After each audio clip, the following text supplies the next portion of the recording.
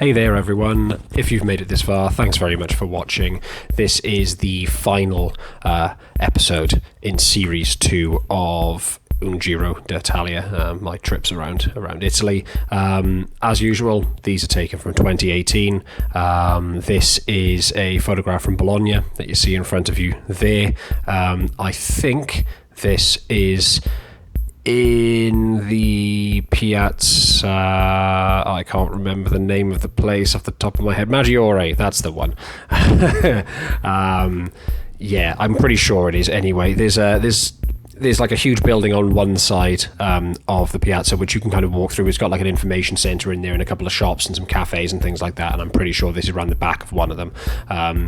I don't really like this picture. I don't know why I've even taken it, to be perfectly honest with you.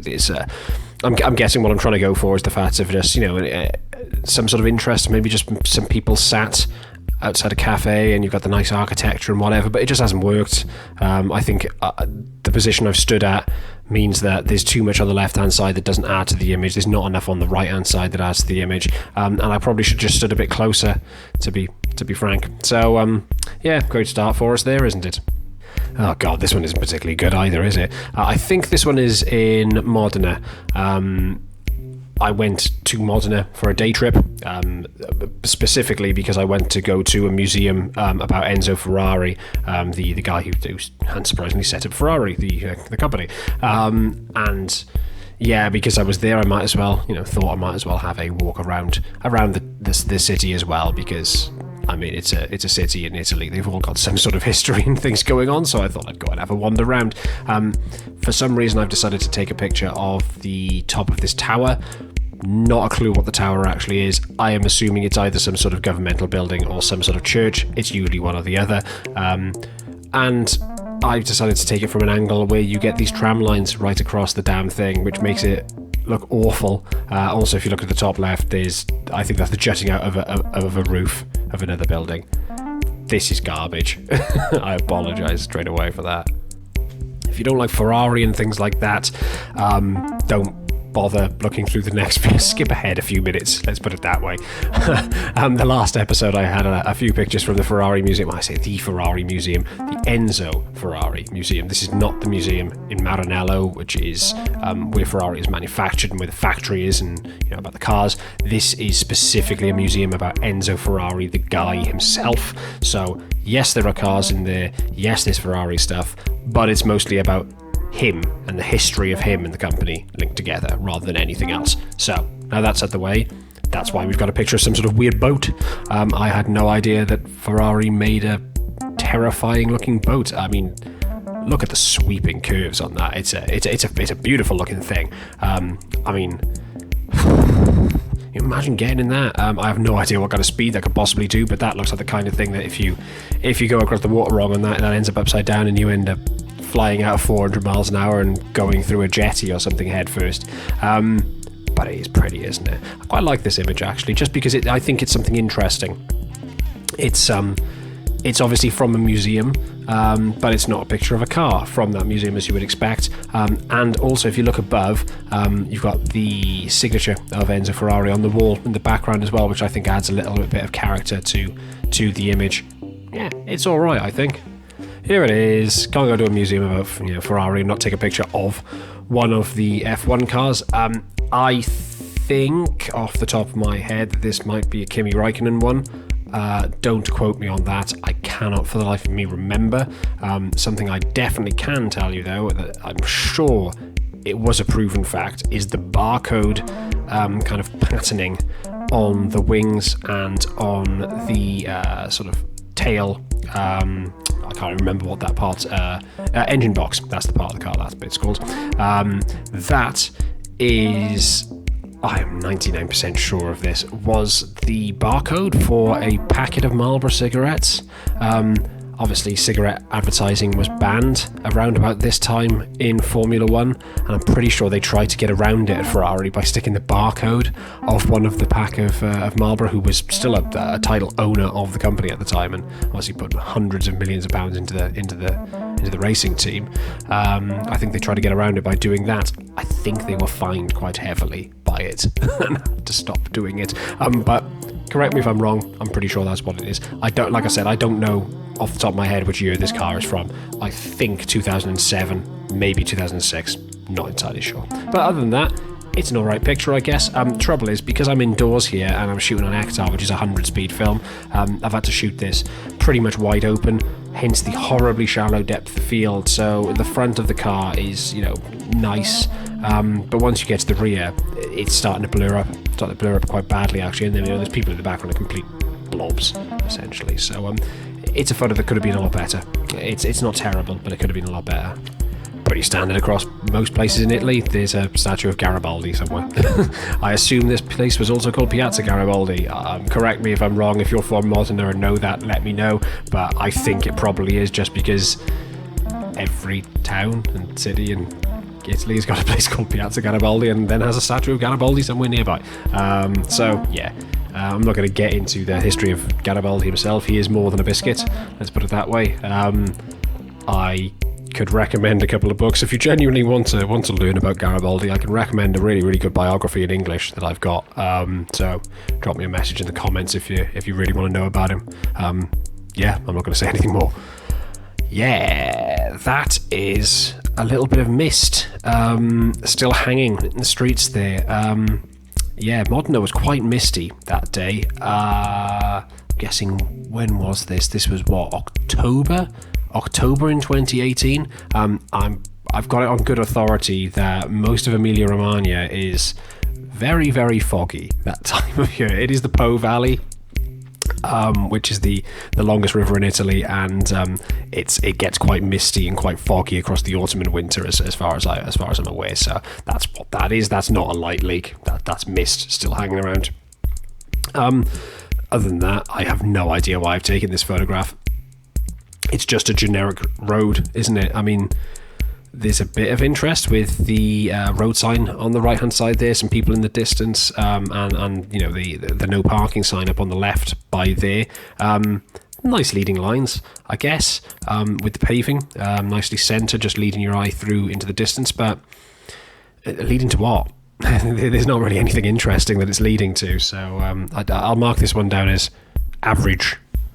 Okay, this is, I have no idea, some sort of governmental building, I assume, in a square, again, in Modena. I think I've just taken the picture because I like the architecture. I do like repeating things, and those repeating archways are very, very nice. I like the repeating flags. Also, you get a little bit of sense of scale with that woman walking across the square at the bottom there. Shows just how big the square is really, and how big that building is. Shame the sky is horribly blown out. Like I said, it was quite misty and foggy and quite cloudy, so I've had to shoot relatively wide open and relatively kind of slow speed in order to expose the foreground, but it means that sky is basically just completely whited out, which it's not what we really want, is it? Oh god, I don't know why I've taken some of these pictures. What is this? I'm guessing I was trying to go for the reflections in the water feature here that's kind of cutting across this one square. It's not particularly interesting though, is it? I'm not quite central. That's annoying. The things that are reflecting in it aren't particularly interesting. It's an empty square. There's no people, so there's not even like an interesting person or any characters hanging around, anything like that. And then we've got this hideous electronics tower thing on the left-hand side shooting out the top of some of the old buildings. Oh, yeah, I think if I went back, I probably wouldn't take this photograph. I'd look for a different composition and not waste my time. Oh, just in case you didn't know where I was, here we go. It's the train station at Modena. This may have been the final image on this roll. My weird cataloguing system means this isn't the final image that we're going to be looking at, but it would make sense because I probably took this photo as I was waiting on the train, waiting for it to leave. Anybody who knows me knows that I have a thing about train stations, not trains themselves. I'm not obsessed with trains. I do like to travel on a train because you can sit there and not concentrate really and just read a book or look out the window instead of concentrating on driving, but I'm not like into trains like a super nerd or anything. But train stations, I am kind of into. I really like architecture of them. I really like, that you've got repeating lines in there for a start, with the rail lines and the platforms, symmetry. The buildings tend to be quite grand, so they're quite interesting, especially in Italy. They are very interesting looking. And then when the trains are, electric, you got a lot of the repetitive overhead lines going through as well to power them. So yeah, I do have a thing about train stations. This one in particular, I guess I just wanted to take a picture of the sign that says it was Modena. It's bisecting across the image at a sort of diagonal angle, along with some of the other lines in the distance that are repeating. It's okay, I guess. Could have taken a better picture, I guess, if I'd not been looking out of a window of a train at the time. But could have done a lot worse. Here we are. At last, we've got to a picture that I'm actually quite proud of this roller film. This one, I think, is lovely. Shame about that bin on the left-hand side. That's a little bit annoying. But other than that, look at that repetition. Just leading your eyes straight through the middle of the image. You got all those columns, you got all those plant pots, you got those metal bars at the top, just all repeating again and again and again off into the distance, leading your eye straight through, and it even curves slightly, giving you, that proper effect of depth in the image there. I really, really quite like this, but if I could take this again, I would stand closer, get that bin out of the way, get that bollard on the left out of the way, and get that tiny bit of column that I've managed to get in the very bottom left-hand corner out of the way as well. Stood probably a bit too far away, a little bit closer, then I could, just have the repeating stuff without these random odd bits on the side. However, saying that, wouldn't have got that guy, giving a bit of sense of depth and scale to the image, if that would be the case. So there's a compromise there. Either way, I am still very, very happy with this image. It is one that made it into the zine I made, so I must have been happy with it at the time, and I'm certainly still happy with it now. Another pointless image of an empty square. I mean, I say empty, there are some people in it this time, you could see some there, but not many. Again, some repeating lines in those tram line things in the sky. I can't really say a lot about this, it's not very good. I mean, even the building to the left is covered in scaffolding, so it's not got anything particularly interesting going on. But the only thing that you can probably say is that because there's some people there, you get a sense of scale of how large the area is, how large the buildings are, and just how high up those power line things are.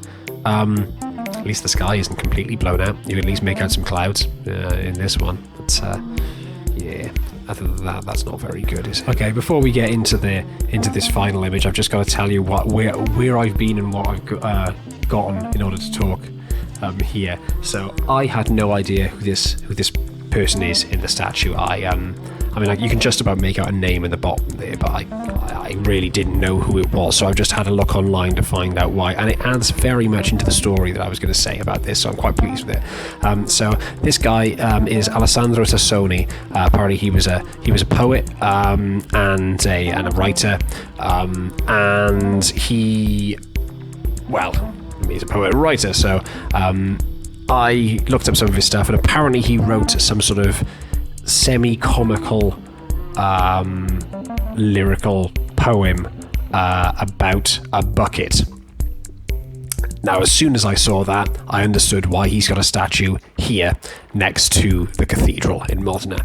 So, long story short, Modena and Bologna once had a war, and Modena kind of won, to the point that they managed to, I think, breach one of the city gates of Bologna. Correct me if I'm wrong there, if any Italian history buffs. And to celebrate this, they stole a bucket from a well, which I'm guessing back in medieval times probably would have been quite the thing.